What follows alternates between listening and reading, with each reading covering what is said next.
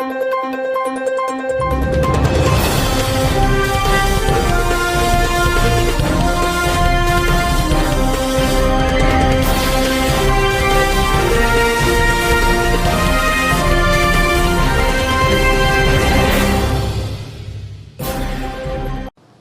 కూడా గుండె మీద చేయబెట్టుకొని ప్రమాణం చేయాలి ఆత్మసాక్షిగా.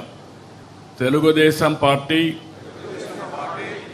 ఆశయాలకు పవిత్ర లక్ష్యాలకు కట్టుబడి ఉంటూ పార్టీ సభ్యునిగా క్రమశిక్షణతో ప్రజాసేవాభావంతో మనస వాచ కర్మేణ నిరంతరం పాటుపడుతూ నిస్వార్థంగా అవినీతి అక్రమాలకు పాల్పడకుండా